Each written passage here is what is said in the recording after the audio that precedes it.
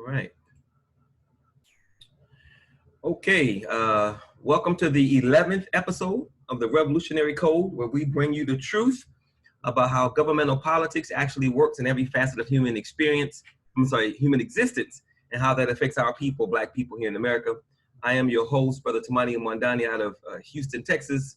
I am the direct revolutionary product of one Cardinal and Bayou Chewy out of the Shrines of Black Madonna, the indirect revolutionary product of one Albert B. Clegg, African name Jeramogi Abebe Ajiman, the father of liberation theology and the founder of the Shrines of the Black Madonna. I am also the founder of the Black Gold Nation movement. My co-host, the National Director of Political Strategy and Implementation for the Black Gold Nation movement, and the chairman of LACE, Liberation Advocates for Community Empowerment, the intellectual gangster and corporate grassroots revolutionary from Shreveport, Louisiana, aka The Boot, Brother Craig B. Lee. How you doing this evening, Brother Craig? Good evening, Brother T, and Facebook and YouTube and everybody out in the galaxy, wherever you may be. And that includes aliens as well. I'm doing well. The weather is cooled down, and we're going into the last quarter, knocking this thing out here in Shreveport. Excellent. If you are joining us via Zoom, please post your questions in the chat if you'd rather not be on camera. And if you're okay being on camera, please make sure your phone is turned sideways so that I don't get flack from our media department. Please keep your phones muted if you are joining us via Zoom. Background noise can be difficult to speak over and for others to hear. Before we get started this evening, please allow me a moment to briefly tell you about the Black Gold Nation movement. Our ultimate goal is to put our people in a position by which we can own and or control the environment. When we allow other people to control our environment, we lose, always. When we allow other people to control any aspect of our environment, the politics, the economics, the security, the agriculture, whenever we allow other people to control any aspect of our environment, we always find ourselves on the bottom in that regard. So our contention in this movement is that if we're going to win and move the Black forward, the Black mind, body, spirit, and psyche, we absolutely must be in control of our space. Since we don't want to continue losing, we seek to identify, organize, connect, and build. We're not just here to inform you or educate you. We want to inform, educate, motivate, mobilize, organize, and build. Every single thing we say and every single thing we do is about getting you on board to help us build a nation within this nation for our people. Period. That's what we're about. That's what we're trying to do. So tonight's show title is The Philosophy, System, and Game of Capitalistic White Supremacy and Racism, Pushing Back with the 6 Pillars of Empowerment. Before we jump into tonight's show, I want to give a Show Enough Black Gold shout out to brothers Royce the 5'9", Lord Jamar, Brother Godfrey, and Brother Myson.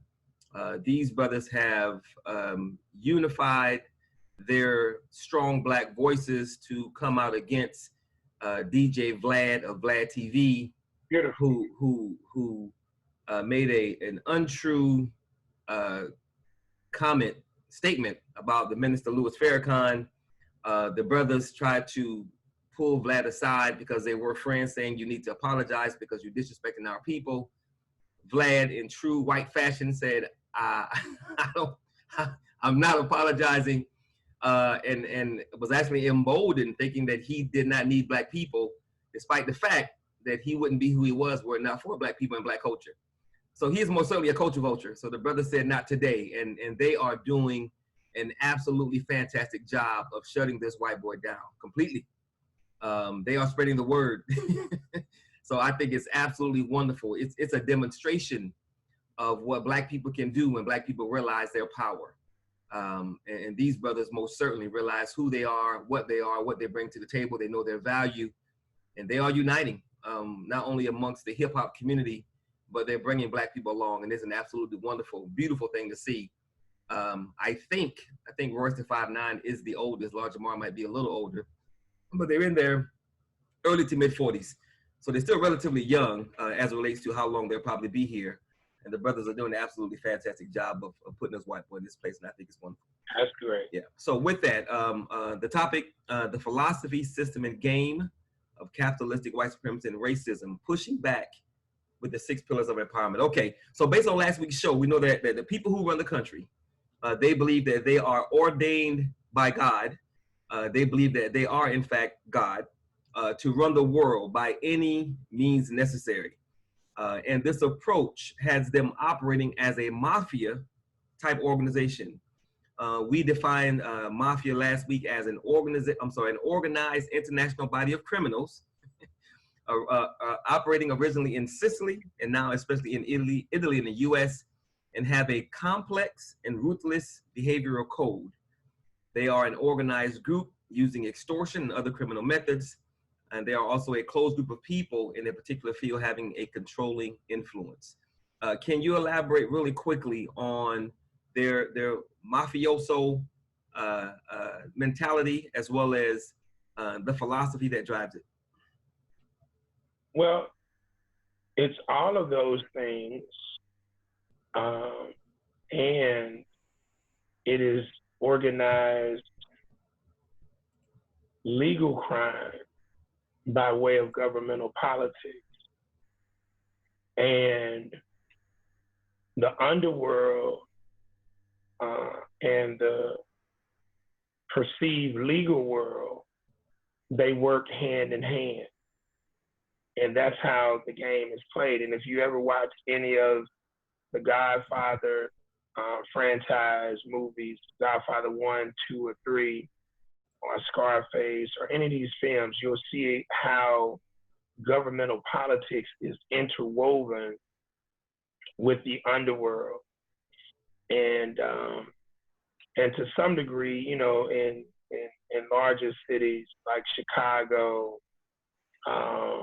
DC, Baltimore, New York, you'll see the African descendant underworld connected similarly, but because there is no grassroots control in those cities of African Americans, you're not going to have the same coverage or cover that whites can provide for their legal and illegal mafia group. So they do this in a very interesting way because they bring in the governmental politics, they bring in the religiosity through the church, they bring in this because they can launder money through churches, drug money and whatnot. They bring this, you know, do this by way of legal businesses. And so all of this is cleverly done because it's tax-free money. And so you never see the judges, the lawyers, the politicians who actually are bringing the, you know, responsible for the importation of, you know, drugs or whatever illegal industry that they're rolling with. But, you know, they're the ones who are the point people, and our people are the ones who are the scapegoat. But everything is done to bolster up what is perceived to be the legal world and the righteous world. And it's very complex, man. It's very complex. So when you say legal crime, you're talking about using legal entities to launder, whitewash, hide criminal activity. Is that what you mean by legal crime? Yeah, so let me give you a prime example. So the Kennedys, all these families were involved in illegal activity. That's right. The Kennedys, illegal booze, you know, liquor, gambling, all this stuff. They were Irish mafias, you know. Yeah. So they then flipped it and got into governmental politics. So you say, well, Craig, that's illegal. Well, even within the legal world, the pseudo-legal world of governmental politics, you can do illegal things and pass it off as legal. For example, the drug money now buys dump trucks or construction equipment, and now you create a construction company or a transportation company to haul dirt. Well, now because you got connection by way of your tax-free money in the drug game, you can influence politicians to set you up on contract that a person is really not qualified for.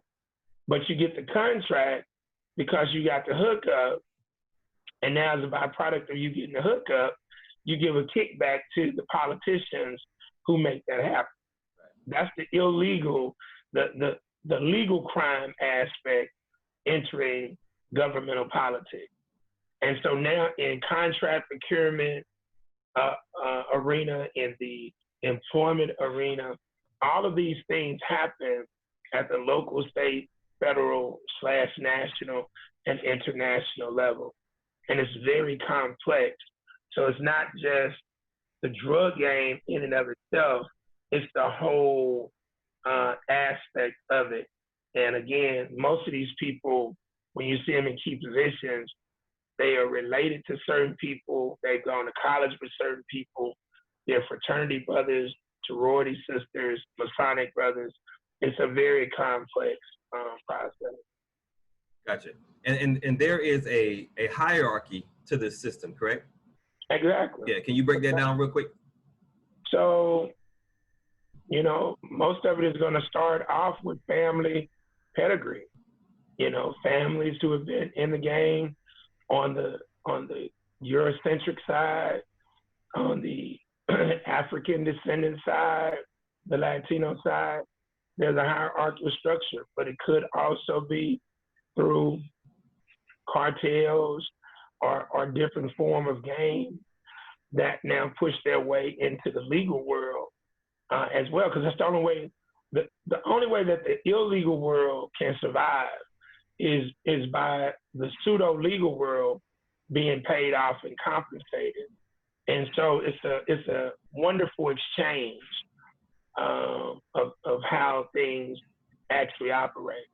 And so everything that you see in movies where cops are paid off, or cops are helping to sell drugs, or they're getting kicked back, all that happens in the real world. Right. You see? And so the families who have been in the game for a long period of time, there's a hierarchical structure that passes there through each ethnic group. Got it. So we have a group of people, again, who believe that they are not just ordained by God, but they are actually God themselves. And because of that philosophy, they don't believe that they are bound to answer to anybody. They think they have the right to run the planet, not only here on Earth, but in outer space as well. By any means necessary, right? So, and they act as a mafia to maintain and keep power, because to them, that's what it's all about, power, period. Yeah. Now, why don't most of our people, hell, people in general, why don't we know about this system, this philosophy, this game, and why is it so significant that we, melanated Black people, that we do know? It's just like having to learn your ABC and 1, 2, 3. You have to learn the fundamentals of how these things work, and nobody has ever taught people about these things. You don't learn them from your mom and your daddy. Right. You don't learn them from your grandparents, because most people are not involved in these particular arenas. Governmental politics, economic development, community, they're not involved in these things. So these things are abstract, foreign to most people. And not just most African descendants, but white folks, Latinos. Most people are just sheep. And if you've not fared well in grade school, secondary education, and even if you go to college, these are not subjects that you're going to be taught. You have to stumble on this. And most people who are even in the game in some kind of capacity, they don't even know the game. They don't, they know aspects of it. So I was once asked by Brother Willie X, who used to be the minister for the Nation of Islam here in Shreveport, I was once asked by him, can a person be a part of a conspiracy and not know it? And not know it, yeah. And the answer is yeah. You know, so it's based on ignorance and in a lot of instances stupidity, because stupidity is ignorance personified, where a person knows that he or she doesn't know and doesn't care to learn. And so they become willful ignorance is basically stupidity. Gotcha. Okay, so if that is what they believe, that they are God, don't answer to anybody, maintain keeping power by any means necessary, that is their core belief, and that's what drives them to do what they do. And it's obvious that they are good at it, and they are very serious. If that is their core belief, what is our core belief in general as a people? If that's what they believe, what do we believe in general, our people? Being a slave. I mean, there is no macro philosophy that governs our people, because that comes from the two of the most important aspects of the 6 pillars of empowerment, and that's spirituality and culture. Without spirituality and culture, you can't create a belief, which is a byproduct of philosophy, which comes from your mind, intellectual thought. So whatever entity that is in control in the society that you're in, the indoctrination that they put out, the propaganda that they put out, that's what you're going to roll with. Yep. You know, you asked me to look at the series, The Family. Yes, sir. Their philosophy of white supremacy, the divine right of kings, and manifest destiny is hidden under what other philosophy? Christianity. It is clever, man. They hide that. And I was letting one of my partners look at one of the first episodes today, and they made a point. And they said, get this, they said, I don't know if you remember this, they said, we're not Christians, but we follow Jesus. Right. So he said, the guy who was investigating them, he said they don't use the whole Bible. They do not. They use these 5 books. Yeah. The Gospels and the book of Acts. And they preach Jesus. So if you don't have any context of understanding, if now Yeshua Jesus has been made to be white. Yes, sir. And you don't believe that culture or ethnicity is important in describing him, so they can now rock and roll. So when they talk about Yeshua Jesus or the Bible and Christianity, that's a whole nother dialogue. Yep. And conversation. So we don't have a belief, especially when we're talking about freeing ourselves and liberation, because that's tied to culture. And then to have the right cultural format, you got to have spirituality. And so without those two things, you're just going to advocate the position of perpetual slavery. That is that's a heavy point, because their philosophy, not only does it drive everything that they do, which is all about getting power, but they have us believing that they have us believing that all we need to do, and it's amazing when you say it out loud, don't worry about what's happening here, because you're gonna get yours when you die. Exactly. Don't worry about controlling anything here, because you're gonna get yours when you die. Exactly. Don't worry about building. Don't worry about protection. Don't worry about none of that. Read your book, be a good Christian, and everything will be okay. And it sounds insane, but that's what our people believe.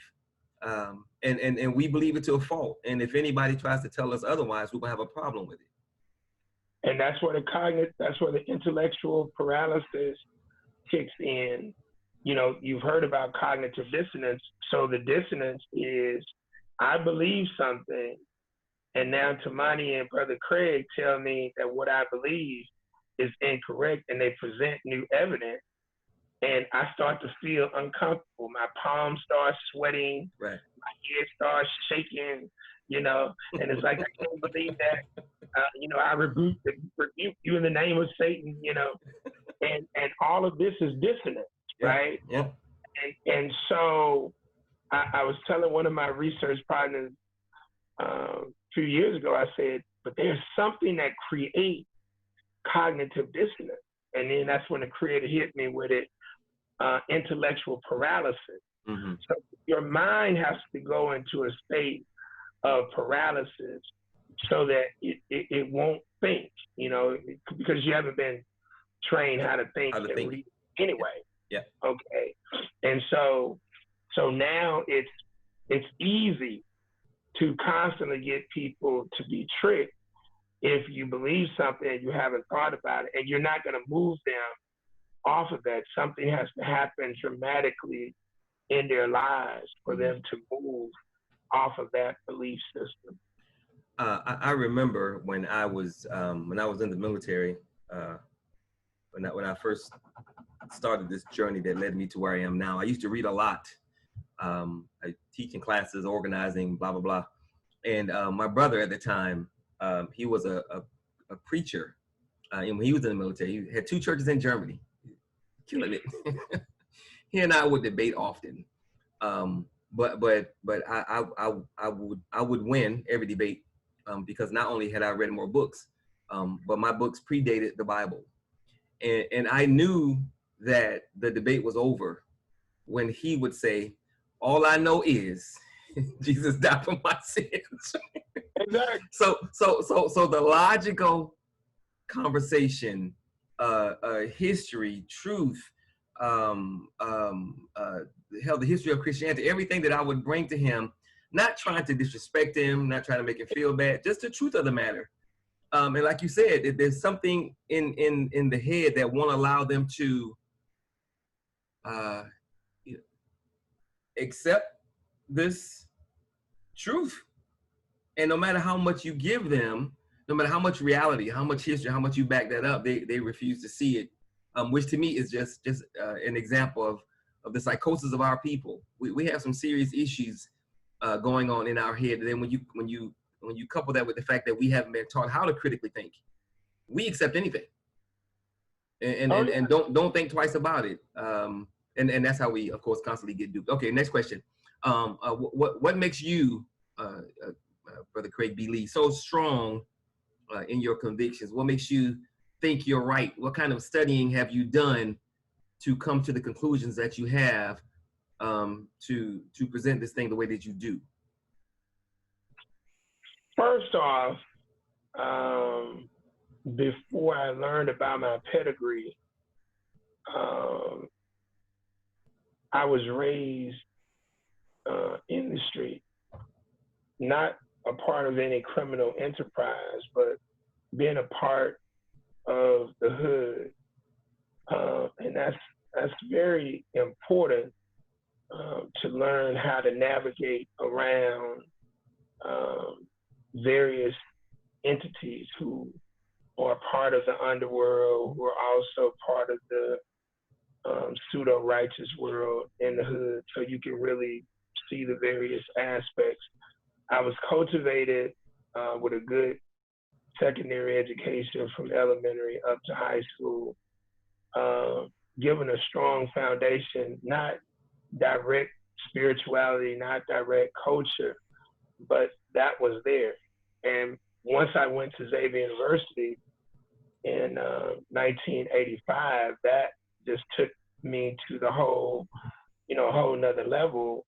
And so at Xavier is where the Enlightenment period began 35 years ago, because we were forced to study as a part of our curriculum, no matter what you study, theology, 2 semesters of theology, 2 semesters of philosophy, and a semester of ethics. So going through that rigorous curriculum and then finishing up my degree at Xavier and then going into corporate America, in Georgia, in Alabama, in Tennessee, and having to deal with hardcore racism and major corporate business, managing multi-million-dollar accounts, that gave me a corporate understanding. And then when I came back to Shreveport in 1994, I was the last mentee of former attorney, former judge, former city councilman, Huey Huckabee, and this is the guy who filed the lawsuit to change the form of government in the city of Shreveport from a commissioner form, mayoral commissioner form of government to a city council form of government. So I've been behind the scenes seeing things that 99% of the population, well, 99.5% of the population in the African American community would never see. So when you combine my upbringing, my education, my secondary, my higher ed, my corporate career, coming back, leaving corporate America, becoming a cultural social entrepreneur, and then being behind the scenes and learning, being exposed, and then starting to do work 25 years ago and participating on some very, very important legislation and very, very important projects and programs. That's what has equipped me. And I do work in, throughout various parts of the United States, but my territorial focus is Shreveport, Caddo, and through trial and error. And as this one white guy told us in 1985, he said at a leadership breakfast in Baton Rouge, Louisiana, he said, in order to succeed, you must first fail. Right. Because through failure, you gain experience, and experience becomes your roadmap to success. So he said, you have to be willing to take risks. So I've been willing to take calculated risks based on all of those things that I just discussed. And nobody in the United States, I can tell you now from a grassroots standpoint, has that type of diverse background and can show you through the actual empowerment work over a consistent 25 years span. And I still have connections to the streets, whether it be through dope dealers, Negroes who profess to be pimps, and the whole nine, as well as the preachers, as well as the deacons, as well as the Masonic group. You have to have a special personality. Mm-hmm. And then once I learned about my genealogy and my pedigree, then it really took it to the next level, because a lot of people in my family, on my mother's maternal and paternal side, they were intellectual gangsters. They were entrepreneurs. They were in politics. They were Garveyites. They were revolutionaries. So it's in your blood. It's in my DNA. Yeah, amen. So this was not a path that you sought out. You just, things happened and the Creator put you on this path, which led you to where you are, because you weren't really looking to be who you are today, were you? No, I've always been a leader since I was a child. Mm-hmm. I've always been a servant in the community, but no, I wasn't, like I'm going to be the next Malcolm or Garvey or Paul Cuff.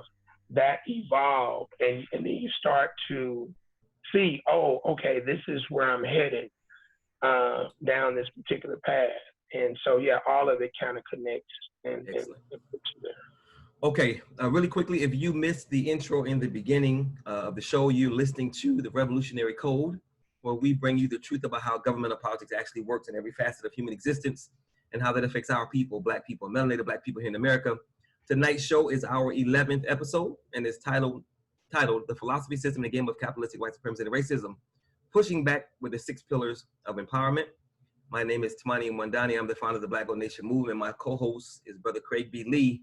He's a national director for political strategy and implementation for the Black Gold Nation Movement. Okay, Brother Craig, so what do we do, melanated Black people? We have this group of people who believe that they are God. They don't answer to nobody. They want to maintain, hold on, keep power by any means necessary. They've demonstrated their brutality. They've demonstrated their seriousness. We constantly talk, the last 10 episodes, we talk about how they think, the games they play, what they do. What can melanated Black people do to push back? And you've already started to talk about some of it, but I want to get into the details so that our people will understand exactly what you mean when you talk about the 6 pillars of empowerment. So briefly give an overview of the 6, and then we're going to get into each one in detail. So what can we do to push back against all this stuff and start winning? So the 6 pillars of empowerment, again, these are the things that our people have to embrace individually and collectively in order for us to win in this diabolical and evil game. And the first 2 are the most important, and that's spirituality, which is your internal power that connects you to the creator and the ancestor. That has to be unlocked, unleashed, and activated. And the white folks have blocked that with religiosity. So you got to be able to reclaim that. Number 2 is right culture. Culture in and of itself is not necessarily right. It can be wrong in a variety of different ways. And that's why spirituality is above culture. In order to make it right, you have to be critical of your own people and be able to call a spade and not turn a blind eye to unethical and immoral behavior. Number 3 is the education piece, and I'm not talking about goddamn degrees and diplomas. I'm talking about understanding substantive information. Wisdom, substantive information, understanding, comprehension, knowledge, personal wisdom, and understanding. So that's a whole thing in and of itself. Those 3 things equip you to then learning how to, understanding how to now do economics, which is the science and art of producing products, services, transportation, storage, distribution for consumption by a target group. That is vital in terms of the daily mechanisms. And then socionomics, the science and art of navigating, leveraging, and using public resources for the benefit of citizens in a particular landmass. Public schooling, public health care, transportation, public transportation, all of these things, banks, credit unions, all of that falls under socionomics. And then finally, politics. And again, politics is not just government-based, but it's the science and art of leveraging, advancing agendas personally and collectively.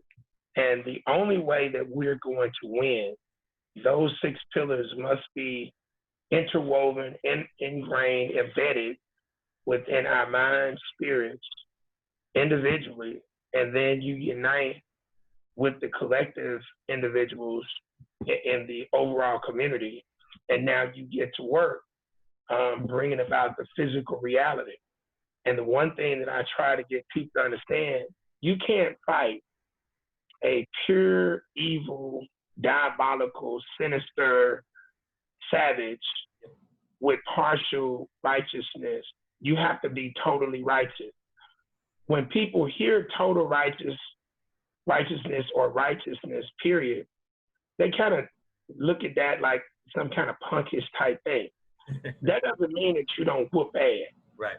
That doesn't mean that you allow somebody to kick you in your ass and you don't respond.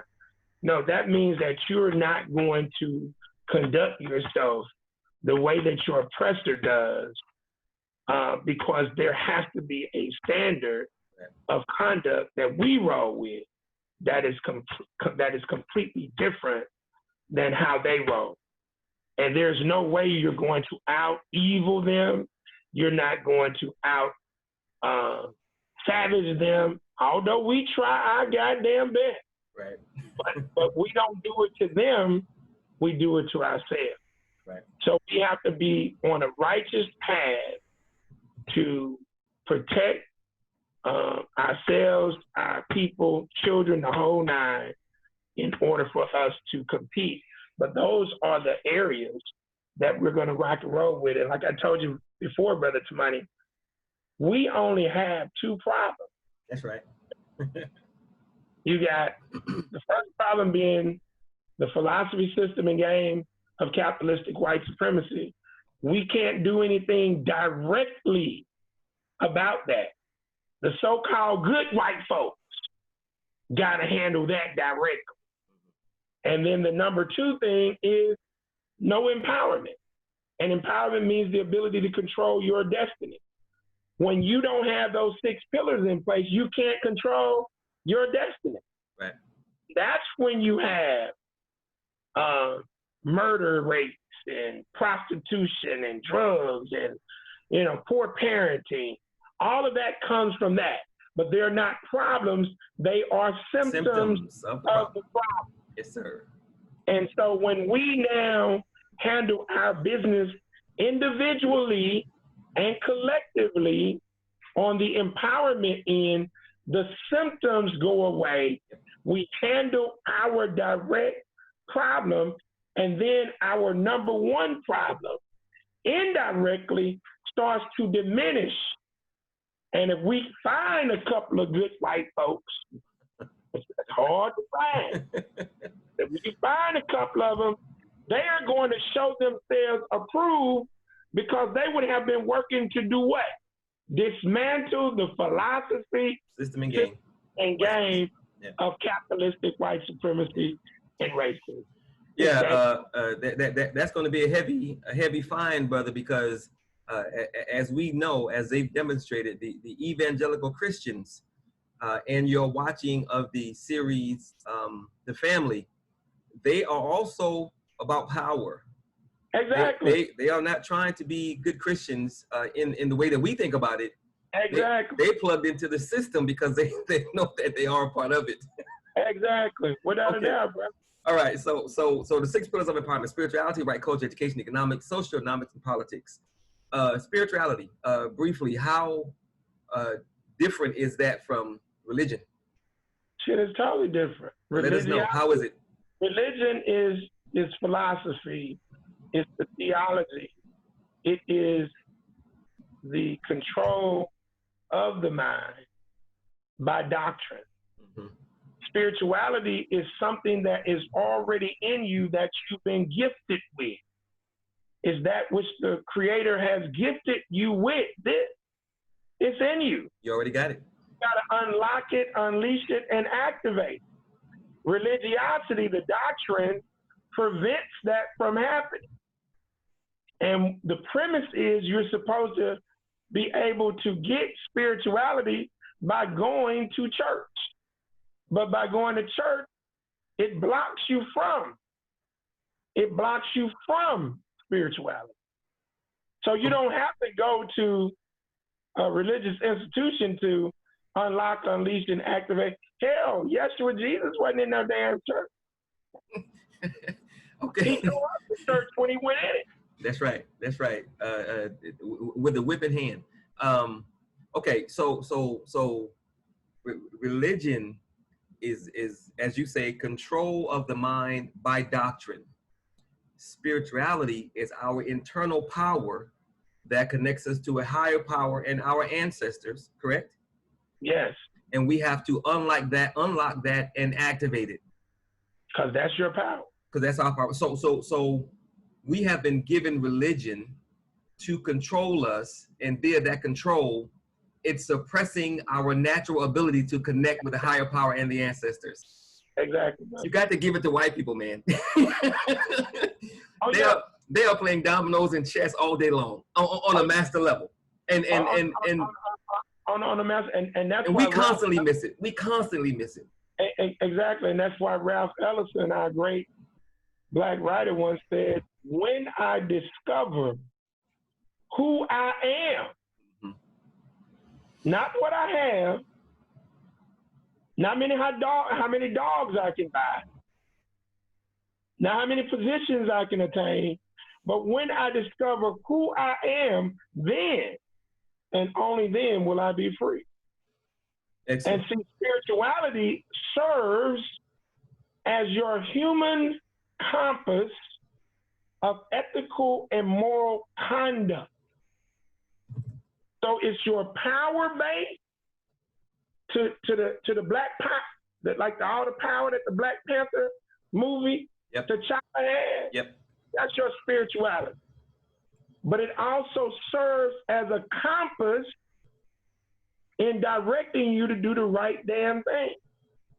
That's why it has to be unlocked, unleashed, and activated. And religiosity does not do that.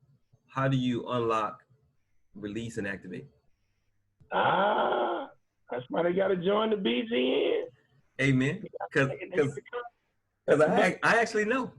Go ahead. Part of it, and my cousin that just asked me this the other day, you got to put yourself in the right mindset, the space. Yeah. And that means different programs and projects, different music, like, for example, Bob Marley, getting into roots reggae, setting your mind up, studying nature, walking in nature, meditation, studying a variety of different things. You got to put your mind in a space for the Creator and the ancestors to touch you. So, and once you do that, now you start to do work, good deeds and empowerment work, and then you learn more and more through that process, and then you ultimately get to a point of activation as you've now unleashed it, and you get to that last level. So in essence, individually, we do what we can to put our minds in a different space, but ultimately we have to be in a completely different environment that's conducive to that kind of behavior so that we can connect to our internal power and have that unlocked. We can't do that if we're constantly worried about getting shot, if we're in poverty, if we don't have a security. We need to ultimately be in an environment that will support and foster us wanting to elevate ourselves mentally. So we have to be in control of our space, correct? The majority of people who are sheep, that is a requirement. Yeah. Those of us who are hybrid, right, that's not a requirement. Dig it. Okay. There's some of us who can still operate in the cesspool of the toxicity and tap in. And those of us who can do that, those are your leaders of the mass. Because those are unique persons, and they're not everywhere. All right, spirituality is number one. Number two, right culture. Again, what do you mean by right culture? And your usage of right culture means there must be a wrong culture. So what does right culture look like? So there are certain tribes in Africa that believe that the female clitoris should be cut off. And they'll say that their higher power told them that they're supposed to do that. Of course, this is a patriarchal practice. Now, that's a part of culture in that tribe. So, Brother Tamani, do you think the Creator would give females a body part only to have a male decide that she shouldn't have that body part? I do not. Okay. So that would be incorrect cultural practice. I don't give a damn how long they've been doing it. Yes, sir. And so that's why spirituality would now kick in and say, Baba, that is wrong. That is wrong, Baba. That's right. That's right. You cannot do that, Baba. And you must put that in check. So culture is reflective of the practices of daily existence for a group of people. It includes your language, your names, your food, your nutrition, all of these things, your social interactions, your fashion, all of this is a part of culture. Your politics, your economics, your philosophy, all of that's a part of culture. So if you got spirituality setting the tone for your ethical and moral behavior, and now culture establishes your daily routine for living and thriving, current and in the future, that is what we're talking about when we talk about right culture. Because just because something has been done for a long period of time does not mean that it's right. And you have to be able to know when something is incorrect and call it to the table. Hence, that's right culture. We've had a few shows where we talked about pseudo solutions that Black people are pushing, that melanated people are pushing to other melanated people as answers to everything that we're going through. And I've heard one of them in particular say that we don't need culture. Culture is not important. What would you say to that person who says that we don't need culture? That person needs a craniectomy, a mendectomy. That person needs his mind extrapolated and worked on, and brain. Yeah. I thought when I heard him say, I thought it was a heavy statement. I was kind of shocked. Like, what? And that person, whoever said that, they don't know what culture is. Yeah. They wouldn't. Whatever they believe culture is, they don't know. Yeah. Because culture is the functionality of people. And without it, you wouldn't have any clue of what to do other than what your oppressor has structured you. So and then that's not your culture, so that becomes subculture. And that's why Negroes believe that certain things that they do inside of this system is their culture, but it's not. It's a subcultural practice that you've learned while being oppressed under these white folk systems. In the shrine, we call that the slave culture. A culture of slaves. Which is yeah, no doubt. Yeah, no doubt. Okay, education, the third pillar, spirituality, right culture, education. How different would the education that person receives via the 6 pillars be? How different would it look for our children and our adults based on the education that we get now and the education they will receive via the 6 pillars? How different would that be? Well, you just made a mistake. We don't get education now. Okay. We get public schooling now. Gotcha. We get training now. Sure. Remember, this part of the process is not about public schooling. That comes under socioeconomics. Mm-hmm. This part is about you tapping into you, who you are supposed to be, so you can learn your purpose. Purpose is your macro and your micro and micro purposes in life. So education here is not about, again, diplomas, degrees, but you tapping into you, the you that you are supposed to become, mm-hmm. and not the you that you are. So when we talk about wisdom, we're talking about elders who are providing wisdom via the BGN structure to individuals on a variety of different subjects. spirituality and culture, definitely one of them. Boom, you now give them assignments to establish solid information. Some of that is going to come through experience, the wisdom experience. Some of that is going to come through reading. Some of that is going to come through programs and projects.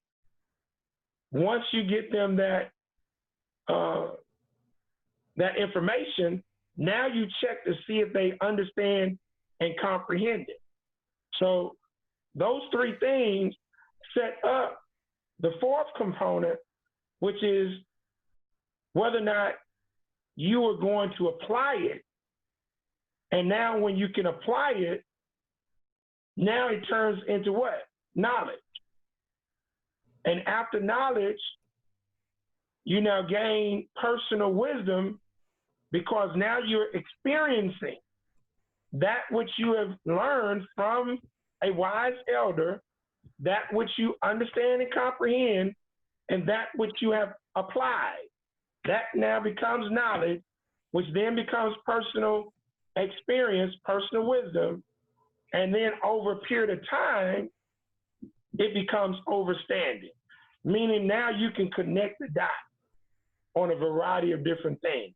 Now you understand that the world is not one-dimensional, but it is multidimensional. Right. So when you hear stuff like systemic racism, which is the new goddamn term, I asked the brother the other week, what is non-systemic racism? I said, what is non-systemic racism? And they said, well, what do you mean by that? I said, well, if you got systemic racism, the opposite of that is non-systemic. Right. So what is that? And see, that's something that people have never thought about. Right. Today I did a discussion with a person, and I asked them if Abraham Lincoln actually freed slaves. And they were like, yes. I said, no, he didn't. I said, what is a proclamation? Mm-hmm. And I challenge anybody to go out there and read and study this. A proclamation is a public announcement. Proclaiming. From government. You're proclaiming something. That's right. Okay? It is not legislation. Follow me now. Mm-hmm. It's not legislation. So you're proclaiming something. So, if the 13th Amendment freed the slave, why was it necessary to have, the Emancipation Proclamation freed the slaves, why was it necessary to have a 13th Amendment? Right. So these are things that we have to learn, and so now you start to connect the dots. This is education. Yep. And you now start to dispel things that you have been trained to believe. Like I told my grandmother before she died. You know, old people say prayer changes things. That's right. Prayer changes. Say, grandmother, I've come to learn that prayer without action changes nothing. That's right. And my grandmother told my mom, I ain't believe in prayer. George, that boy don't believe in prayer. she missed that one Bible verse. Yeah, faith without work is dead. Yeah. See, but she couldn't connect the dots. Sure. But this is my grandma. I didn't disrespect her. Sure. But when my mother said, Craig, your grandma said you don't believe in prayer. I said, no, Mom. I told grandma that prayer without action changes nothing. So she said, explain it. I said, Mama, a person needs a job. He praying his ass off. Goddamn knees and got scarred up on praying. Praying good prayer. Like the old people pray in the southern churches. And it's going good. But he's not doing what? No resume, not going out to fill out any applications, not networking with anybody. So I said, Mama, if he's staying in the house praying, how the hell you gonna get a goddamn job? She said, oh, I ain't thought about it like that. So now education allows you to start to peel the layers back, and you start to see the bullshit that's been fed to our people for so long. And then you can deconstruct the bullshit and now see what's really real. That's the education. Okay, I'm I think I missed one. Wisdom, knowledge, personal wisdom, overstanding, connecting the dots. Is there another one in there someplace, or is it?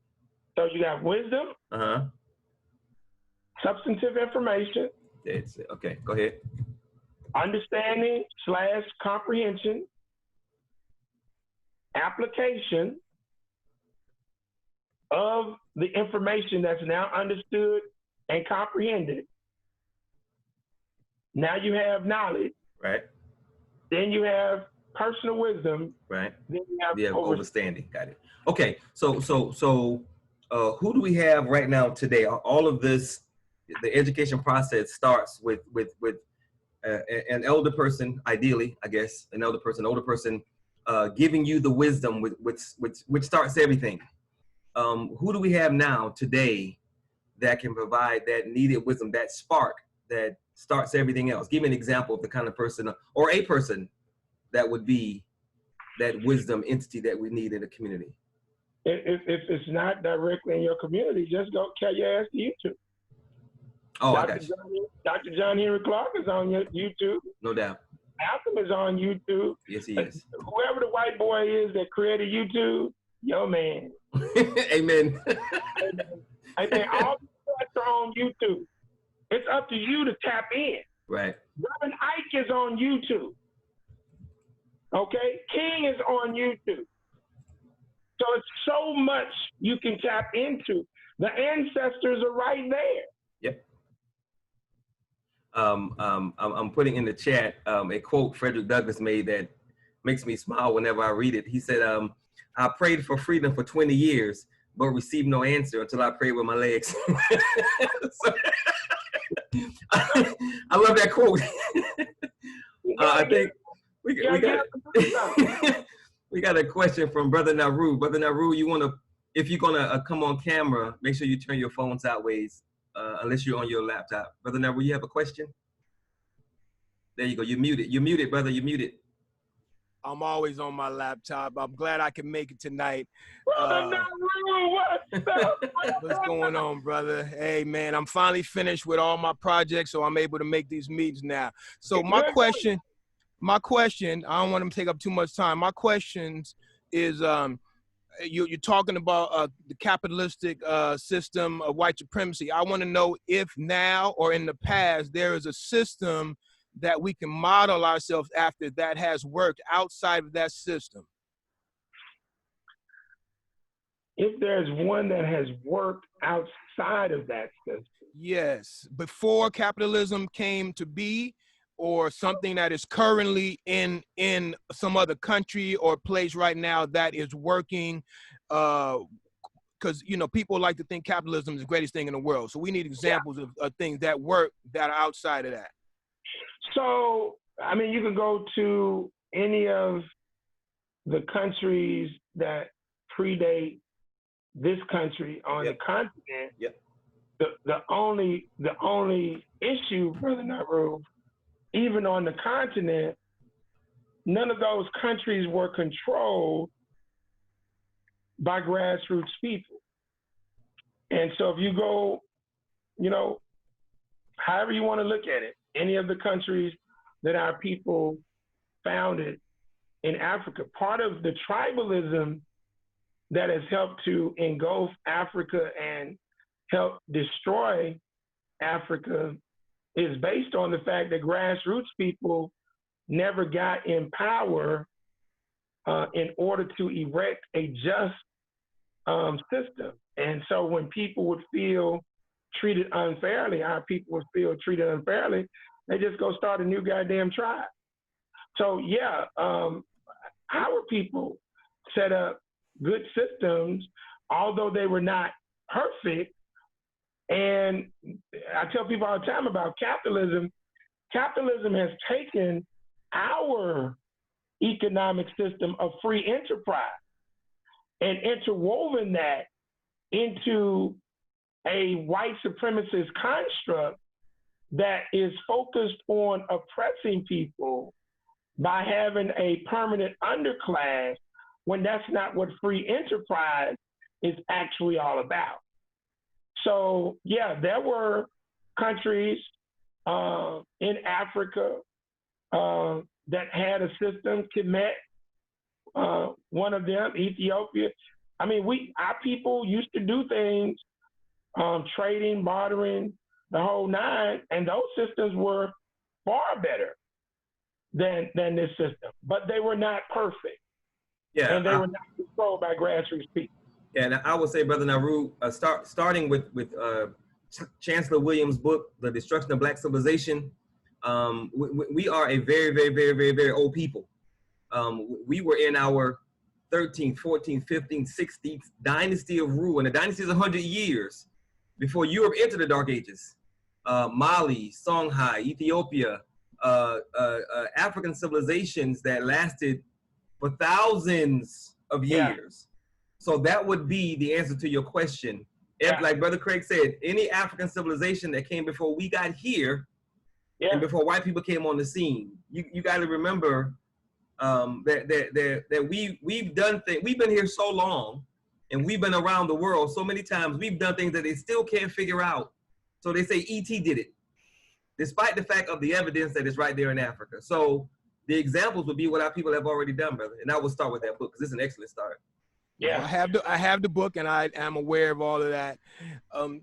Just a another part to this. So in those, because those civilizations you're referring to, as we talk about often, the permanent underclass, doesn't every system have to have some part of people that are workers and doing the hard labor, and who are not reaping the full benefits that others are having? I'm more wanting to see a system that I'm not going to say communism, because we know that doesn't work, but something where everyone is actually equal. Is there actually a system like that has ever existed, and is that a system that we're working towards developing?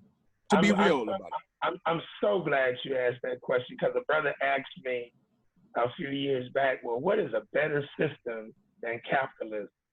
I said, what if there was a system where no matter what work you did, follow me, Brother Naru, no matter what work you did, you remember when we went over the movie Divergent, Brother Naru? I didn't get a chance to see it yet. Oh, so okay, well, check that movie out. I will. There were 5 factions, and everybody had an assignment, but there were still people who were unassigned. They just didn't want to, follow anything. So they were unassigned to a faction. But the vast majority of people had jobs. So just imagine a system. Even if you, and I could make this work even for people who wanted to live off the grid, even if they were not, but it would only be if they were not mentally detached, because some people are not mentally detached. They just don't want to follow any rules.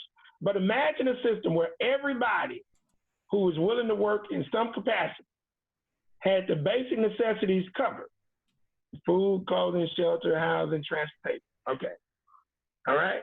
So now we got maximum capacity. But let's say Brother Naru has an idea to make some things happen, and he wants to be an entrepreneur. Well, as long as Brother Naru is doing his general job, and Brother Naru wants to set up a business enterprise in order to establish a larger legacy for himself and make our civilization better, Brother Naru should be able to participate in the free enterprise system and make that happen. So, needless to say, you're able to cover your job while you're building this, and now once you build this, that slot goes to somebody else. And you're able to now, within the focus of operating this business, you would be able to impact society, because you would know that all of the resources that you're making would not just be exclusively for you and your family, but to be shared to some degree with the society, our society at large. So think about that system. You would automatically eliminate homelessness, hunger, all of that, if everybody were to do something. And I will tell you, Brother Naru, from my own personal experience, I often talk about living in a community here in Houston, Texas, owned and controlled by Black people. Our system was called communalism, giving as you are able, taking as you only have the need. And it's unfortunate that, and Brother Craig talks about individualism. He talks about the 6 factions. Individualism did a lot to destroy that system, but the system worked for years, where you have a group of Black people who understand that it's not about us, the individual, but us, the group. And you have people committing their lives to the belief system that it's about us. Like Brother Craig, again, like he says, not I, my, me, but us, our, we. It's amazing that what he says, a lot of the stuff that he says was a part of this system that I lived in. So what he just said, what I've lived, you know, it's not necessarily about trying to pinpoint a perfect system, because I don't think there is perfection, but there's we have done enough as a people to put these pieces together. And to add to. Just because somebody did it don't mean it was perfect, and that don't mean that we can't add to it to make it better. The biggest issue that we have is finding the people that understand the need for that kind of system, and that have that undying love and commitment to Black people to do whatever. That's why I'm always saying nothing is more sacred than the liberation and salvation of Black people. Because if we know that nothing is more sacred, then nothing will come before that. We'll do every single thing. And of course, we got to pay bills, we got to feed our family. That's a given. But you will make time in your personal time ritual to ensure that that system is coming into being, because you understand that without that system, you and everything that you love is never going to make it, because the white man's system is intact. It is rolling. He is serious. He's not playing. So we do have examples of those systems, and they're not necessarily thousands of years old, but we do have the ability to create any kind of system that we want. We just got to find the right people who are committed to making it a reality. Thank you, young man. You did a great job tonight. Thank you. All right, Brother Craig, we about over, but I got to zoom through these last 3 questions. Okay, so the 6 pillars: spirituality, right culture, education. The next one is economics. How does economics work if we have the right 6 pillars working for us in motion? How does economics look, and how does that work? That means, and that gets back to Naru's question. That's right. We're now participating in the production of goods and services, the transportation, the storage, and the distribution of goods, services for our people to consume. And so with a righteous economic system, it is focused on making sure that the needs and some of the wants and desires of our people are squared away, so that we can maximize revenues, our GDP, so to speak, right, off of our target market. And to Naru's question again, you take somebody like myself who is entrenched with spirituality and culture, but I know I got to, in this wicked system, leverage money, status, and materialism, not because I give a damn about it, but because in order for me to establish the programs and projects that I need to maneuver with, I got to tap into the resources. So if I'm now netting $500 million a year, and it's the point, like I still do my basic work, but now if I'm doing extra work to establish this corporation, for-profit, non-profit, I'm bringing in a net profit of $500 million. Brother Naru, $400 million is going to be reinvested into our nation. You see, because if I can't exist on $100 million, I need to kill my goddamn self any damn. Because what are we really talking about? Yeah. I mean, at some point, you can only fly on one plane at a time. You can only drive one car at a time. So after you've gotten 10 residences, cars at each residence, clothes at each residence, bills paid, food paid, what are you going to do other than help people? But if people like us don't do that, it'll never happen. Right. So that's where the economics comes. Dig it. Spirituality, right culture, education, economics. And I'm so glad you defined socionomics, because I'm going to reread the definition that you gave. Okay. And then I'm going to make a point, and I want you to elaborate on it, because Okay. I'm glad you laid that. Okay, socionomics is the science and art of navigating, leveraging, and using public resources for the betterment of citizens in a particular landmass. Yeah. Okay, cool. Now, we had a conversation, a meeting actually, with one of the sisters in the movement, and she was saying that she don't believe that she's going to send her kids to college because she has debt. But you and I have had a conversation about the importance of college, not so that our kids can get a job, but so that they understand the science and the art of navigating, leveraging, and using public resources. So explain to us the importance of understanding socioeconomics as it relates to the 6 pillars, and why having a certain kind of education is so important. Not the education that's practical as far as how to be an engineer, but how that ties into everything that we have to do as a people. All right. So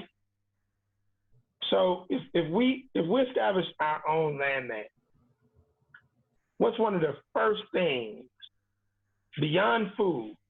What's one of the first things that we got to have to get around on a daily basis?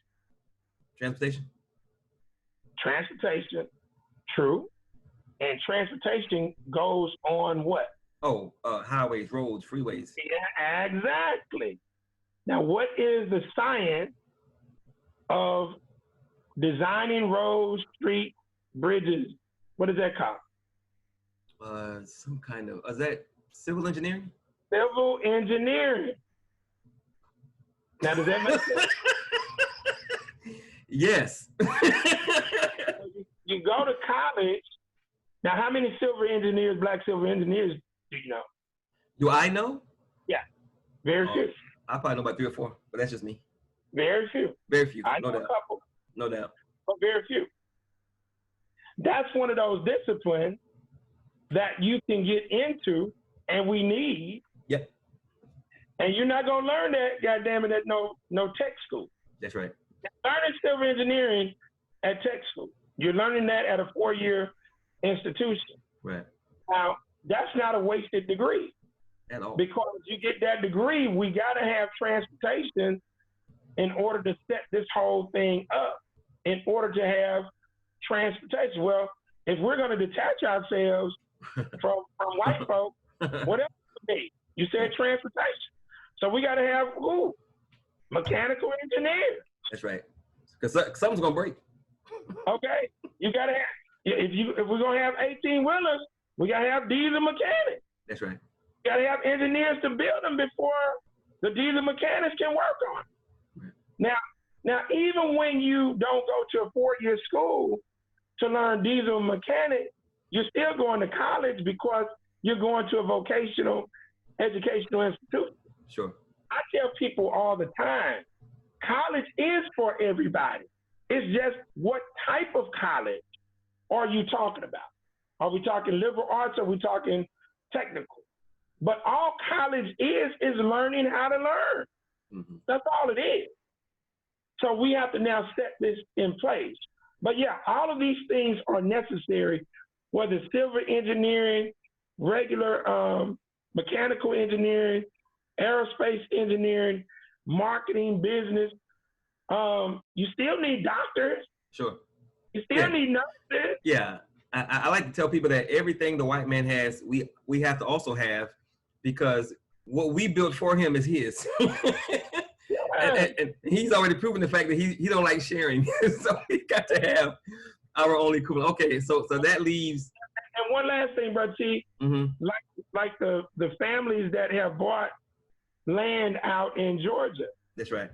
Hey man, you think these people really understand what goes into structuring a community? I mean, if you have not studied these particular disciplines, and there are a lot of them that you have to study, you now putting in your own infrastructure. So just the acquisition of the land don't mean a goddamn thing. I hope they got a lot of money, man. They Because gotta Lord have have a mercy. They're gonna have a lot of money, you know. Yeah.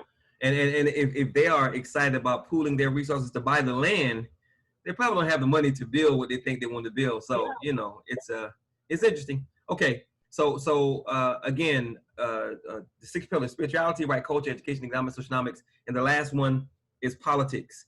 In the time we don't have, tell us what politics is and why it's a part of the 6 pillars. Again, politics is the science and art of leveraging agendas. There you go. Personal and group agendas. Everything is politics, which means politics you'll find in your family, in your marriages, in church, in business. It's not merely government, although that's what most people believe or consider when you hear the term politics. It is a part of it, but it's not the only thing.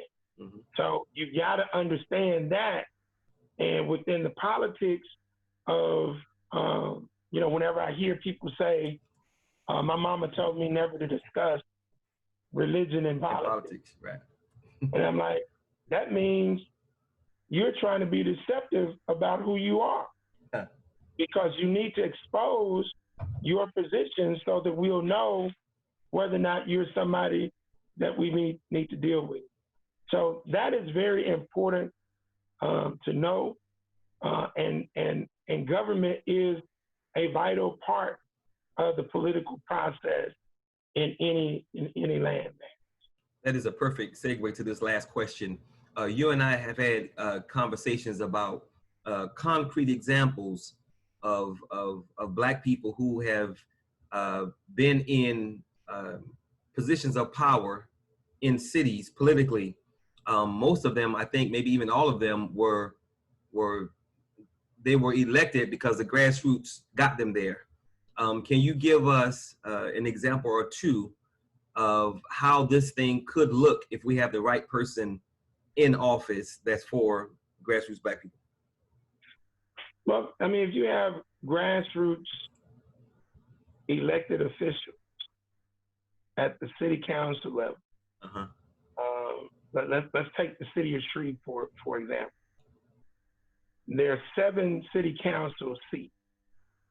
There are 4 African American districts currently, and really a 5th.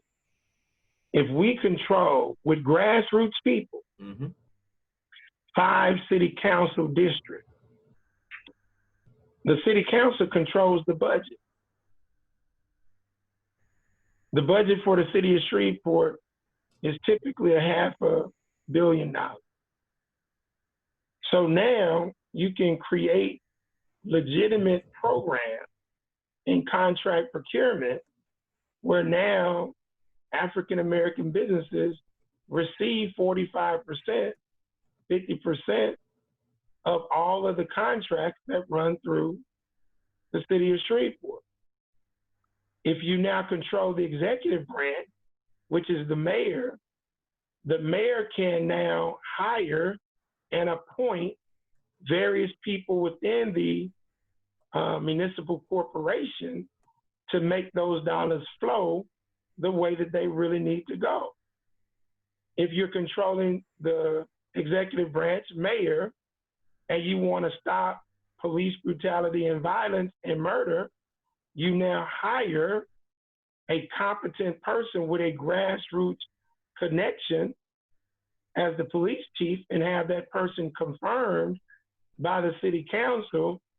And then now you set the tone for how policing is going to be done by the police department and how we're going to do policing of our own communities by our own people. Yep. And now the grassroots community lays that entire foundation out, and now you build your own Wakanda. You do the same thing on the school board. You take over those seats, There are 12 seats here in the parish. You take over 7 of them, you now hire an administrator, your superintendent, to now do what? Enforce a culturally rooted curriculum in the goddamn school system. You can do that if you got 7 competent grassroots advocates on the council. Right. Their budget is almost $500 million. And they have contract procurement as well. So what? Black businesses get 45 to 50% of those dollars. And you do the same thing with the parish and set the whole thing up. And when the grassroots legislators, executive branch folks, judges, all these people now cohesively take shape, now you'll have a real life goddamn Wakanda. Mm-hmm. And you ain't got to worry about dreaming about T'Challa and the damn. Right. You'll have it in your city. All right. So name a politician or two who's used his power to help the grassroots population. That's what I'm looking for. Everything you said was on point, of course, but give people a name or two so they can go. And if I got it, do I need to jog your memories for us? Who we talking about? Well, Maynard Jackson. There you go. Thank you. Definitely. City of Atlanta. Marion Barry, although he got caught up on the crack thing, the reason that he was able to be reelected was because he had done some things for the grassroots. Our good brother, Chokwe Lumumba, created Bless His Soul, Jackson, Mississippi. He tried. He was only in there for a little bit before he died. I don't know if they killed him or he actually died for real, for real. Yep. Dutch Moriel, New Orleans. Mark Moriel, who is the national president of the Urban League. Those are your mainstays. Cool. that I can actually think about. Yeah, I just wanted some names in case people want to go look at what some of these black people did. Okay, cool. All right, so we are 24 minutes over. This is the first time in 11 episodes that we went over an hour, but I think it was a very, very, very good show because we were able to define a lot of things, and we've actually had people asking about the 6 pillars and wanting to know more information. So I think this episode is of course, it was perfect for that. All right, brother. So we're going to close this thing out. Do you have any? Well, let me make sure. Does anybody have any questions for Brother Craig? Anybody who's joining us via Zoom? Any questions for Brother Craig at all? Any questions going once? Any questions going twice? All right, Brother Craig. You any closing remarks? I would just end tonight with the quote from Malcolm. Education is our passport to the future, for tomorrow belongs to the people who prepare for it today. You don't prepare for the future tomorrow, you prepare for it today. And I challenge everybody out there.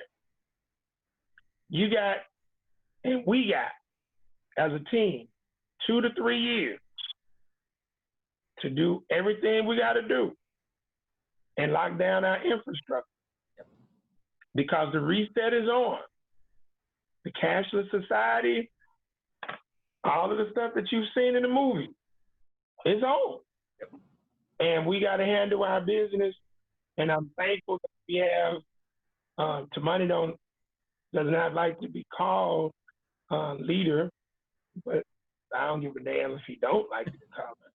But we have a phenomenal leader servant in Brother Tamani of our Black Gold Nation. We got phenomenal people like Brother Naru, Brother Ricardo, Sister Jennifer, Sister Fabu. We got, Brother Harlan. We got a lot of talented people. This Houston coalition that's building up now. Sister Tyra, we got all kinds of people that Brother Tamani has brought to the table, and we have to bring our collective energy, intellect, and our minds and our spirit to the table so we can mobilize, organize, and activate and do the right thing for the benefit of our children and our ancestors so that we can leave the baton in this relay race in a better position than what we found. Amen. And a part of that Houston team is Sister Alma, Sister Patrice, who are also joining us via Zoom. Oh, Sister Patrice, Sister Alma, and my absolute favorite Sister Mary of the movement is also on the call. Sister Mary Robinson. So, that is my favorite Mary in the movement. So, all right. Mary probably bust that cap up in you. She be quiet. I know, right? You got to watch the quiet ones. and she's in the Baltimore area and got people in Mississippi. So you know, yeah, you know, she's a gangster. All right. So if you guys want more information about the Black Gold Nation movement, you can always email me at theblackgoldnation@gmail.com. Again, that is theblackgoldnation@gmail.com. If you want more information about the movement and what we're doing, you can go to our events website, blackgold-wakandarising.com, blackgold-wakandarising.com. Click on after the protests. We are kicking off a 100 city virtual tour to set up our 100 city actual tour so that I can touch base with 100 teams of Black people as we build them on the ground around the country, so we can get our people ready to do what absolutely must be done if we want to have a life worth living in America in the next, hopefully, not 2 to 3 years, but 3 to 4 years, because I need more time. And lastly, if you like what you've seen tonight and you want to watch the other 10 episodes of the Revolutionary Code, you can watch them on our digital media website, blackgoldmedia.net, blackgoldmedia.net. So in closing, as I said in the beginning, we're not just here to inform and educate you. We want to do more than that. We want to inform, educate, motivate, mobilize, organize, and build. Every single thing we do is about bringing our people together, excuse me, so we can find the right Black people, so we can do what needs to be done to build power for our children, our children's children, and every generation of Black child to follow. So I always like to leave our shows, our meetings with two things. The first one, always, always, always remember that no one can do everything, but if everyone does something, everything will get done.